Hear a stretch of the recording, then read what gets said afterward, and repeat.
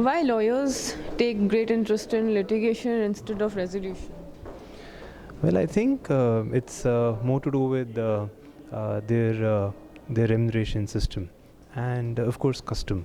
So what happens is that if any profession earns their livelihood and their professional income in a certain manner, and due to certain factors, that becomes their role play even for the next generations to come. So we need to perhaps put a reset here where we say that okay, litigation is not the purpose, not the objective of the client, and the purpose of the client is to seek a resolution, and that is always the case. But it is all about options. We need to have some lawyers who have this reputation in the industry that they will resolve disputes rather than make new ones.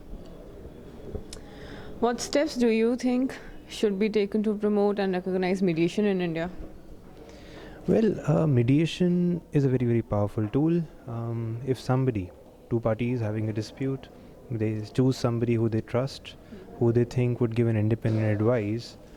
In many circumstances, maybe that person will be able to set aside their egos and make a conversation such that they conclude and have a common ground. The problem is perhaps why it has not why it has not gone off is because of one, the quality of mediation that is available in India.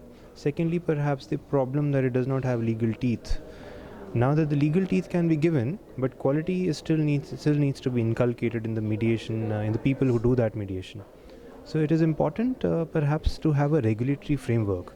Now as a chartered accountant, I'm supposed to report today. I have a regulator sitting on my head, and that regulator says you report about whatever audits you have done and whatever standards you've followed. As a valuer, I'm asked that okay, when did you get the appointment and when have you actually given the final report? If there is a delay of more than the reasonable time, then what is the reason for that delay? Similarly, in insolvency professionals are liable to give so much information to the regulator with respect to the timelines, whether they followed them or not. In case not, there has to be a genuine reason. So we need to have regulatory systems for arbitrators and mediation also. Why institutional arbitration is not so popular in India? I think I've given my answer to that question in the second part that I answered. It is not popular because we have witnessed ourselves. Dr.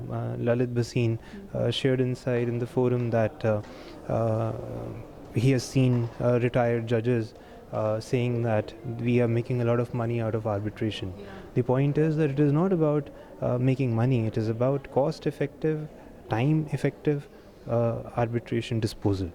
That disposal, nobody is keeping a track of. Yeah. That is the problem. My last question to you, your experience at AAA. Well, I have had a great session inside. I've heard everyone speak about arbitration, mediation, host of topics covered. When I spoke about IBC, I had eyes glued on me. So I think that is, of course, an upcoming law. And I think that will, of course, resolve a lot of disputes. And by next year, we will see a lot of clarity in the IBC law.